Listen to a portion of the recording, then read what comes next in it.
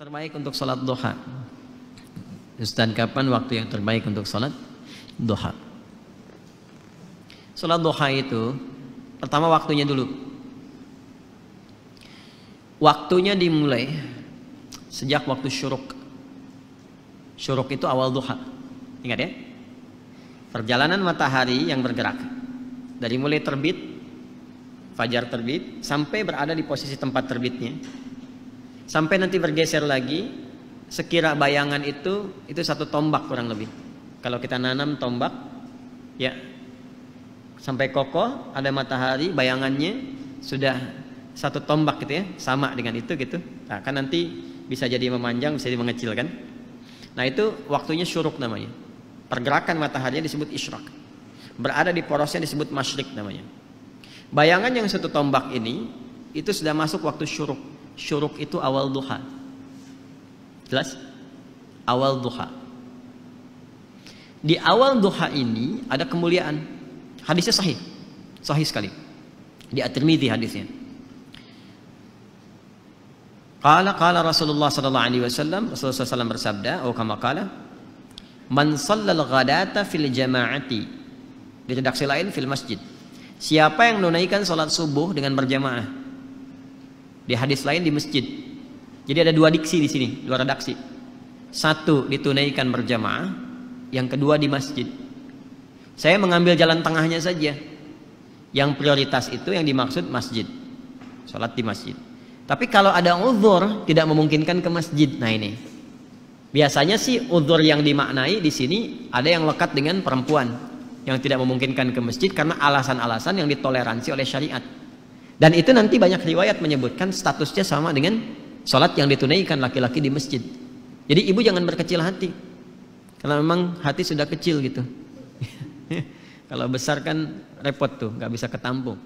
Jadi kalau misalnya suami laki-laki ke masjid dan perempuan tidak memungkinkan karena alasan yang ma'dzur syar'an, ya ditoleransi oleh syariat, itu tunaikan di rumah dan nilainya sama dengan laki-laki yang ke masjid. Nah, kalau ingin dapat awal duhanya syuruknya, maka tunaikan berjamaah di rumahnya. Ya, misal dengan asisten rumah tangga atau ada anak yang nggak ke masjid, misal yang perempuan, sama-sama lakukan di rumah. Nanti ada 3 keadaan perempuan yang tidak memungkinkan untuk ke masjid boleh di rumah. Nah, baik. Sebelum 3 keadaan itu saya sebutkan, saya balik dulu supaya tidak terlampau melompat. Man shalal ghadata fil jama'ati aw fil masjid. Siapa yang menunaikan salat subuh berjamaah atau di masjid, kemudian thumma yaq'udu yadhkurullaha. Lalu dia tidak langsung beranjak, berzikir dulu. Duduk zikir. Saya telah terangkan di satu kesempatan di malam tadi kan, zikir itu banyak, bisa berdoa, bisa kalimat thayyibah, bisa baca Al-Qur'an, bisa taklim, itu bagian dari zikir. Taklim, kalau ada muhadarah, orang Arab bilangnya muhadarah, kalau kita taklim. Itu paling singkat, paling gampang, dapat sholat syuruk tuh paling enak tuh itu. Kalau Sabtu Ahad kan ada kajian subuh kan, enak kan tuh duduk. Nah itu kajian itu termasuk dari zikir yang mengingatkan kita dengan Allah. Itu dalilnya di Quran surah 3 Ali Imran di ayat 190-191 itu. Inna fi khalqis samawati wal ardi wa ikhtilafil laili wan nahari la ayatin liulil albab. Siapa ulul albab itu? Alladzina yadhkurunallaha qiyaman wa qu'udan wa 'ala junubihim wa yatafakkaruna fi khalqis samawati wal ard. Nah, tafakkur itu masuk dalam kajian, konteks kajian. Ah itu sedang berzikir kepada Allah Subhanahu wa taala. Karena itu di hadis Muslim, komen Nabi terhadap orang yang sedang ngaji itu tinggi, menyampaikan 4 kemuliaan. Ya, majtama'a qaumun fi baitin min buyutillahi. Enggak pernah ada orang kumpul di salah satu rumah Allah. Kemudian kumpulnya itu spesifik. Yatluna kitaballahi wa yatadarasunahu fima bainahum. Mereka ngaji di situ. Ngaji, mempelajari ayat, mendiskusikannya. Illa kecuali orang-orang itu sedang disebutkan oleh Nabi mendapatkan 4 kemuliaan. Ghasyiyatuhum rahmah, dinaungi oleh rahmat Allah Subhanahu wa taala. Nazalat alaihimus sakinah, diberikan sakinah, ketentraman pada jiwa. Ya, kemudian wa haffathumul malaikah, dinaungi oleh malaikat, malaikat banyak berkumpul. Kemudian wa dzakarahumullahu fiman indah. Nah ini dia kalimatnya. Wa dzakarahumullahu fiman indah. Disanjung-sanjung oleh Allah orang-orang ini, ya kan? Sanjung-sanjung oleh Allah di sekitaran makhluk yang ada di dekat arsy. Disebut-sebut namanya. Ya, itu hambaku fulan. Kita disebut-sebut tuh. Kita nih, Masya Allah, datang jauh-jauh dari Jakarta. Disebutin tuh sampai selesai. Ya, Masya Allah. Itu disanjung tuh. Makanya Nabi itu mensupport kita untuk menghidupkan halaqah zikir. Nah, zikir itu salah satunya ada yang memahami dengan ilmu. Majlis-majlis ilmu, majalis ilmi. Nah, dalilnya dari mana? Yang Al-Mujadalah itu ayat 11. Ya. Ya ayyuhalladzina amanu idza qila lakum tafassahu fil majalisi fafsahu yafsahillahu lakum wa idza qila inshuzu fanshuzu yarfa'illahu alladzina amanu minkum walladzina utul ilma darajat. Paham ya? Nah, itu gambarannya. Nah, kemudian dia nggak langsung beranjak. Jadi setelah sholat 2 rakaat subuh, ya kan? Nggak langsung pulang, duduk dulu. Ada yang ngaji, ada yang ikut taklim, ada yang tilawah, ada yang ulang hafalan. Nah, sampai tiba bidayatul duha, awal duha. Awal duha itu disebut dengan syuruk itu. Ya, hatta bidayatul duha, sampai tiba awal duha. Ya, fa yusalli raka'ataini. Kemudian dia sholat 2 rakaat di awal duha itu. Fakana alaihi ka ajri hajjin wa umratin. Maka dia mendapatkan pahala yang senilai dengan haji dan umrah. Sempurna, sempurna, sempurna. Jangan dipahami sudah haji dan umrah, bukan. Dipahaminya pahala yang senilai itu. Ya, tapi belum tentu dapat kemuliaan sholat misalnya di Masjidil Haram, Masjid Nabawi, itu kan kemuliaan yang lainnya. Tapi pahalanya itu, pahalanya baik. Apa di antara pahalanya senilai haji dan umrah itu? Ya, berpeluang mendapati surga dan rahmat Allah Subhanahu wa taala. Berpeluang merubah perilaku jadi lebih baik. Kan birrun itu adalah perubahan dari sifat kurang baik menjadi baik. Ketika melekat pada pelakunya disebut mabrur. Makanya di situ disebutkan haji mabrur, haji yang merubah perilaku seseorang menjadi baik. Nah, di antara jalan kalau belum bisa mampu haji atau umrah, konsisten salat syuruk itu awal duha. Kalau orang terbiasa salat syuruk, manfaat utamanya ya itu bisa merubah perilakunya jadi lebih baik. Itu yang dimaksudkan. Jelas? Makanya didapatkan pahala senilai haji dan umrah. Dan itu mahal sekali, mahal sekali. Ini awal duha. Pertengahan duha itu berlangsung, kalau sekarang tariklah waktunya 1 jam dari sholat subuh, ya. Ya 1 jam lah, kurang lebih 1 jam paling cepatnya. Jadi kalau subuh 4:30, nah, awal duhanya tuh awal syuruk jam berapa? 5:30, ya. Atau kalau mau garis aman kadang ada yang nambah 15 menit lagi, ada yang nambah 1,5 jam gitu ya. Nggak ada masalah. Sampai matahari mulai naik sekitar jam 7:30, jam 8 lah. 7:30 sampai jam 8. Nah, itu sudah pertengahan duha. Kalau dikonversi ke jam sekarang duhurnya jam 12 kurang, ya sampai jam 10:30 lah pertengahan duha itu. Kalau lihat situasi sekarang ya, kadang-kadang panas kan, kadang-kadang agak mendung gitu. Sampai 10:30 itu pertengahan duha. Kalau awal duha bilangannya 2 rakaat. Pertengahan duha bisa sampai 4. Bisa sampai 4. Umumnya ya, umumnya. Manfaatnya banyak lagi. Manfaatnya banyak. Itu yang dimaksudkan pengganti zikir dari seluruh tubuh itu.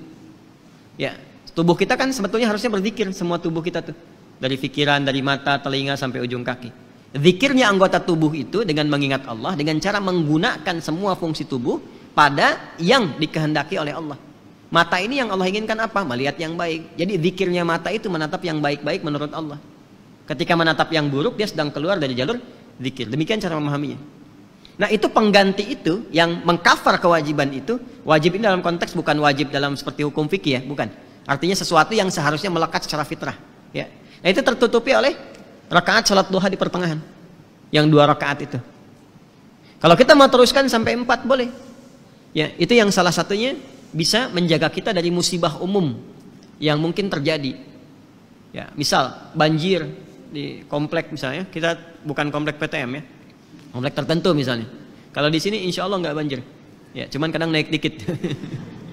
Insya Allah selesai. Banjir nih, nah misalnya. Itu kan umum terjadi tuh. Kok bisa gitu ya?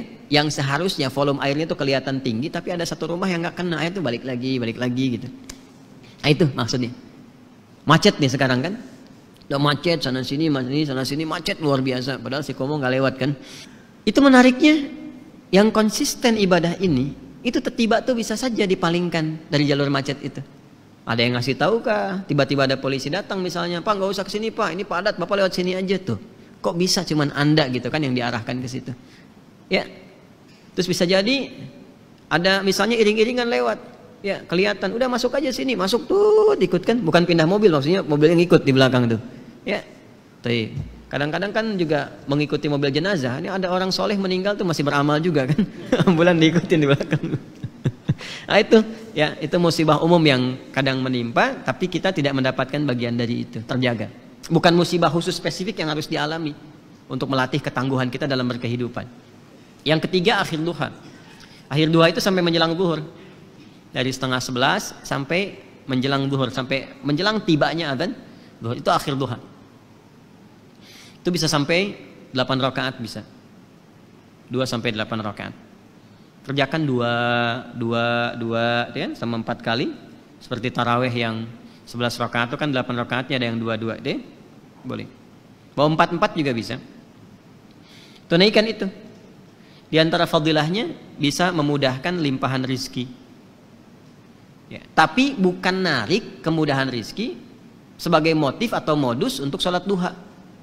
Kalau itu biasanya walaupun dapat berkahnya kurang gitu. Ujung-ujungnya nanti masalah aja. Ya, biasanya suka begitu. Kalau saya sarankannya nggak usah mikir apa-apa, pokoknya kerjakan lillah aja. Nanti biarkan Allah yang menggerakkan segalanya. Paham ya? Baik. Boleh nggak dikerjakan berjamaah sholat duha?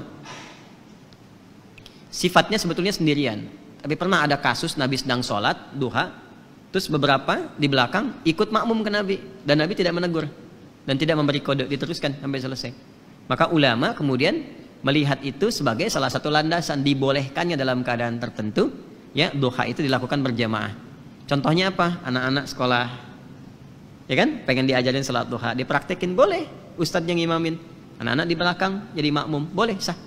Ayah ingin melatih di rumah duha kepada anak-anak dan istri misalnya kan, untuk membiasakan, dilatih berjamaah dulu, itu boleh.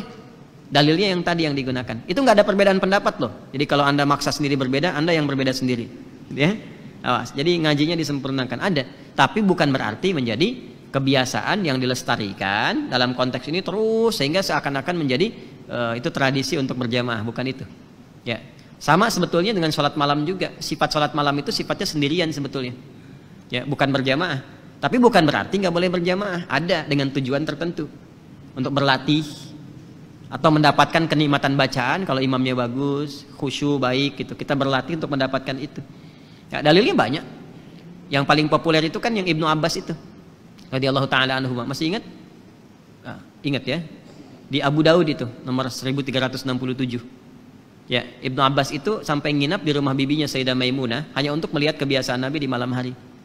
Ya, sampai kemudian bangun malam hari, beliau memviralkanlah kejadian itu ke kita semua. Jadi kejadian baik itu boleh diviralkan. Ya, kejadian baik boleh diviralkan. Tapi kalau musibah ditolong, bukan diviralin. Nggak tahu orang kebakaran, di videoin terjadi kebakaran, saya ngapain? Orang di mobil minta tolong, Anda videokan gitu kan?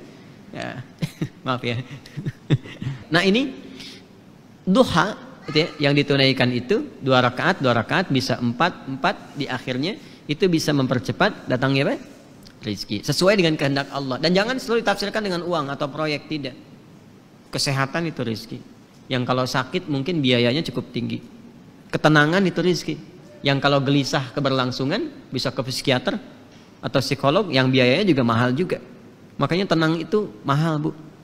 Pak ya, tenang itu mahal dan itu solusi sekali, solusi. Kecuali kalau ada maksiat tenang, nah itu bermasalah.